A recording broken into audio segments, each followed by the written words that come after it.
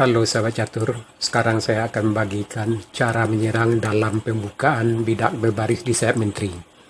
Setelah kita melewati langkah dasar yang banyaknya antara 7 sampai 9 langkah, maka kita baru mulai memikirkan cara melakukan penyerangan. Untuk lebih jelasnya, sekarang kita langsung saja ke papan caturnya. Misalkan kita pegang putih, kita buka A3, hitam bisa jadi E5, ya kita tetap langkah kita B3, hitam mungkin saja kuda F6, kita C3, dan hitam bisa juga D5, kita D3, hitam mungkin juga gajah F5 karena dia lawan, tentu suka hati dia, kita tetap bidak E3. Nah sahabat catur, ini sudah ada 5 bidak berbaris kita.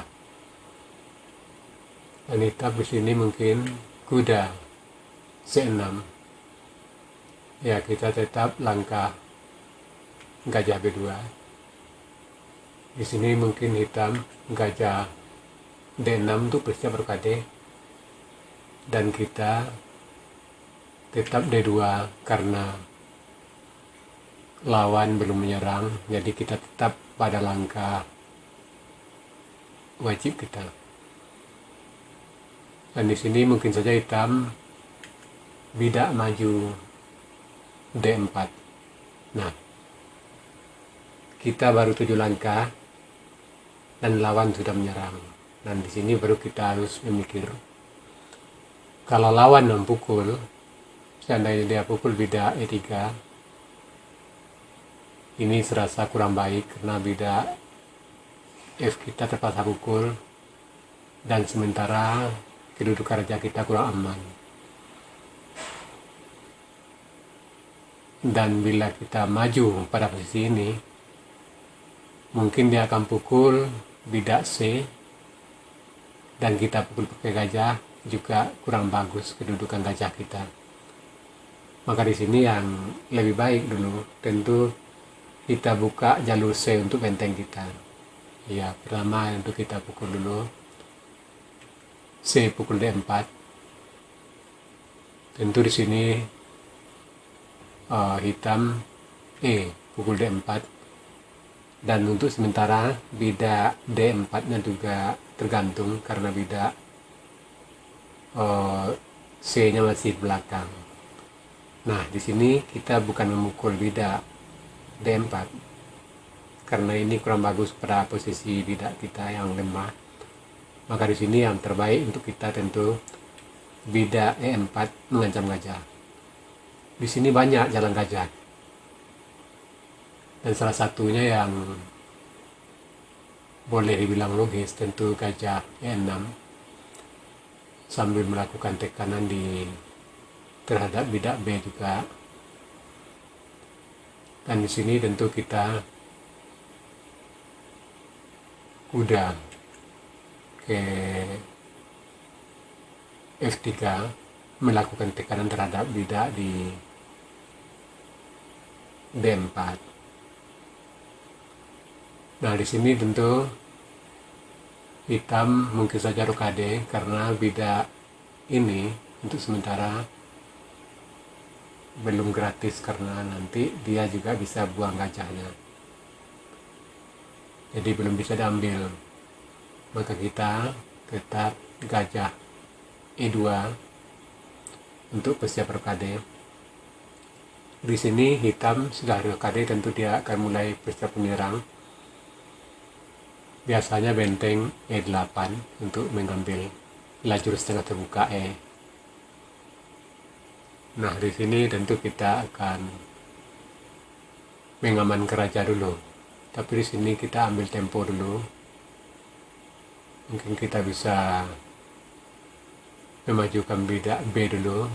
Rencana kita bisa jadi mengusir B5 dan bidak D-nya tinggal. Dan juga tempat kuda ke C3, dan nanti mungkin bisa menekan pita C5. Jadi sebelum blokade kita lakukan dulu bidak B4. Nah di sini melihat ancaman kita bidak maju B5, tentu hitam akan memainkan bidak A6. Nah di sini sebelum menyerang kita tentu blokade dulu, menyelamatkan raja dan mengaktifkan benteng kita. Nah di sini hitam pun punya rencana. Bisa jadi banyak langkah hitam di sini. Ya kita ambil saja salah satu yang logis. Menteri D7. Tujuannya untuk membuka benteng di baris belakang. Di sini kita sesuai rencana untuk menduduki peta C5 atau menukar gajah. Kalau dia hitam ingin, maka kita kuda B3. Apakah hitam ingin menukar dengan kuda kita atau bukan? Tapi pada posisi ini umumnya kebanyakan hitam lebih menganggap gajahnya lebih berharga daripada kuda kita. Maka dia akan main ke langkah lain. Mungkin dia akan mulai mengatur penyerangan di set raja. Bisa jadi kuda H5 tujuannya untuk ke F5, bisa jadi ke F4 ya, menyerang gajah kita atau menekan set raja. Dan di sini melihat kudanya, tentu lebih baik kita ini bidak maju G3 untuk menghalangi rencana daripada putih. Nah pada posisi ini umumnya hitam tentu akan gajah ke H3 mengancam benteng. Nah di sini baru kita menghitung lari benteng atau kita bisa menyerang. Nah ini kita lihat dulu ciri bangunan. Dari bangunan sekarang, logikanya titik penyerang kita tentu di sayap raja. Karena rajanya sudah rokade, sedangkan buah kita juga banyak yang mengarah ke sayap raja. Maka rencana yang baik tentu menyerang sayap raja. Nah di sini benteng ke E1 atau kita menyerang sayap raja. Kalau menyerang sayap raja tentu kuda ke G5 sambil mengancam gajah. Dan otomatis tentu gajah akan lari atau akan pukul, tapi biasanya akan pukul. Nah di sini kita hitung kalau gajah memukul benteng, tetapi kita punya penyerangan dan sementara kudanya juga terancam, kita harus hitung mana yang untung dari memindahkan benteng atau menyerang dengan kuda. Tapi pada posisi ini, karena kita naik kuda ke G5 juga mengancam kuda dia di H5 dan juga ada ancaman terhadap bidak di F7, dan sementara hitam memukul benteng. Jadi lebih berbahaya untuk hitam kalau kita menyerang. Kalau kita larikan benteng, mungkin gajahnya lebih unggul di sayap raja kita. Maka di sini tentu kita ambil, kita coba kuda G5. Gajah kita mengancam kuda. Kuda kita mengancam gajah. Nah, otomatis di sini karena dua buah yang terancam, tentu gajah akan pukul benteng. Dan di sini kita bukan mengambil gajah, tapi kita mengambil kuda. Ada ancaman terhadap bidak di F7. Di sini mau tak mau tentu yang paling logis bidak maju G6, menutup serangan di F7 dan menyerang gajah sekaligus, sehingga gajahnya tidak jadi gratis. Nah di sini kita untuk menurunkan gajah tentu juga ambil tempo gajah G4 mengancam menteri. Jadi sementara gajahnya juga masih terpaku di F1.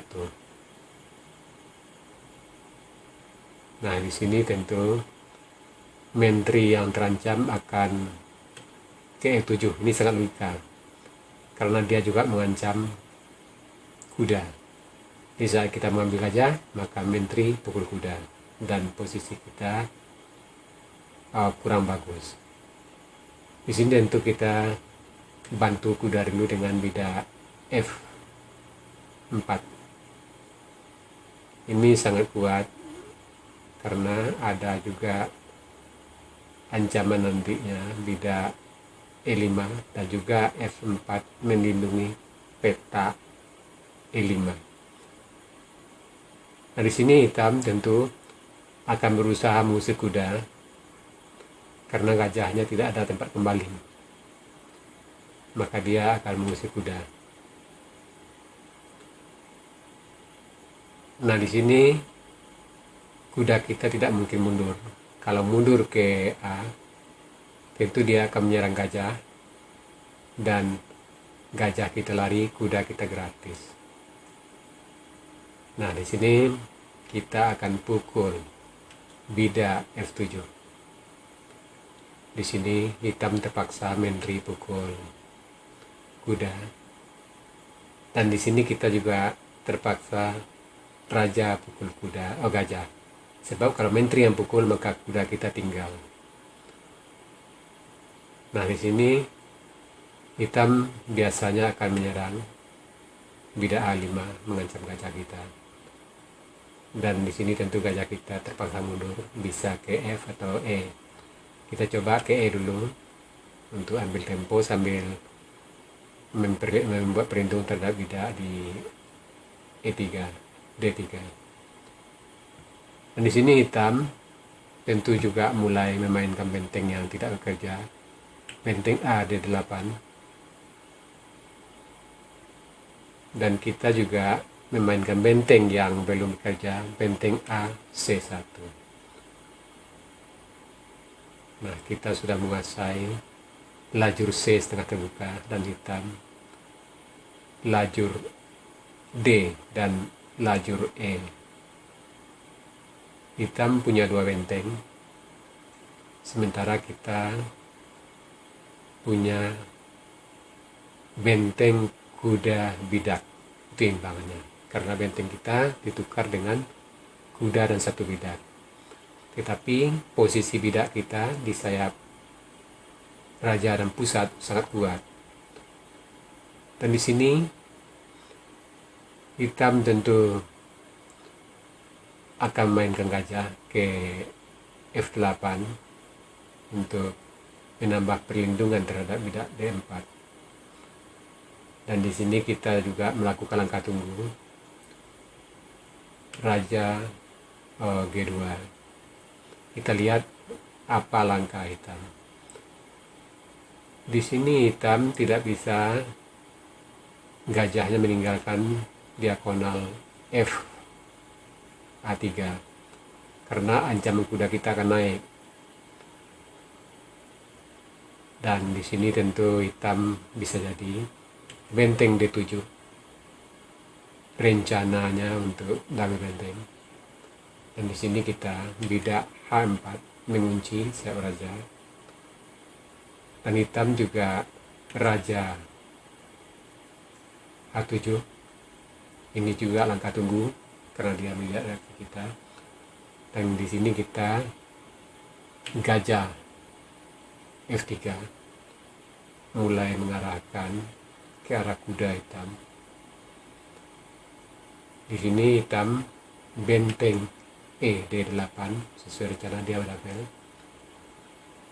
Dan pada posisi ini, karena buah kita sudah mengarah ke sayap raja, maka di sini kuda sudah bisa kita mainkan ke E5 untuk menukar dengan gajah dia. Di sini tentu hitam wajib pukul karena kuda mengancam benteng dan bidak sekaligus. Di sini gajah pukul kuda, benteng pukul gajah. Di sini hitam juga membuat langkah tunggu dengan menteri A2 untuk mengancam gajah. Dan di sini menteri kita terpaksa ke D2 melindungi gajah. Dan hitam menteri kembali ke E6. Karena langkah lain juga sudah mentok ya. Jadi masing-masing saling menunggu. Di sini tentu kita mulai mengarah ke raja. Benteng G5. Rencana kita untuk menyorong bidak ke F5 untuk menghancurkan bidak H5 ya. Nah di sini tentu hitam kuda E7 membantu titik E5, tapi kita tetap bidak maju. Dan di sini menteri biasanya akan lari ke F7 sambil membantu bidak di G6. Kita bidak pukul bidak, hitam kuda pukul bidak. Dan di sini kita benteng pukul bidak skat. Raja tentu terpaksa ke G7. Dan kita benteng ke F5 mengancam menteri. Dan menteri banyak pilihan, salah satunya bisa ke E8. Dan di sini kita menteri G5, rencana kita menyorong bidak ke H5. Hitam menteri E7 tentu untuk mengajak pertukaran menteri. Sebab kalau buah-buah kita sudah tertukar, maka serangan tentu akan kendor. Dan kita tidak boleh menukar menteri, kita mundur ke G4. Di sini langkah lain tidak ada untuk hitam menyelamatkan kuda. Paling di sini yang paling logis, benteng D6, maka kita tidak maju A5 mengacam benteng kuda. Dan di sini benteng F6 mengajak pertukaran benteng. Bidak pukul kuda, benteng pukul bidak mengancam menteri. Menteri ke H3, hitam tentu menteri D6 mengancam titik G3 bila menteri kita lari. Dan di sini kita gajah H5 mengancam benteng. Tentu benteng H6 mempin gajah. Dan kita menteri skat ke G4. Raja tentu H8. Dan di sini kita menteri G5, ancaman terselubung terhadap benteng di D dan H6. Itu di sini benteng D8 ke D7 sambil menambah bantuan terhadap benteng 1 atau baris ke-7 ya. Di sini kita benteng F7 mengajak pertukaran benteng. Di sini hitam terpaksa pukul, dan kita pukul benteng mengancam mat di G8. Di sini tentu menteri terpaksa ke F8 melindungi mat sekaligus melindungi benteng di H6. Dan di sini tentu kita gajah pukul bidak D4 skat. Raja terpaksa lari. Menteri F5 skat. Benteng terpaksa tutup. Dan terakhir menteri pukul benteng G6 skat mat. Nah, sahabat catur, itu tadi cara menyusun taktik dan strategi penyerangan dalam pembukaan bidak berbaris. Semoga bisa menambah wawasan Anda dalam mempergunakan pembukaan berbaris ini. Sekarang kita masuk sesi puzzle. Tema puzzle kita kali ini Discover Attack atau membuka jalan serangan. Silakan Anda cari langkah terbaik Putih di sini dan berikan jawaban Anda di kolom komentar. Untuk jawaban yang benar, saya akan mengepinnya agar sahabat catur lain juga akan mengetahuinya. Oke sahabat catur, sampai di sini dulu video saya kali ini. Terima kasih buat Anda yang sudah menonton. Sampai jumpa.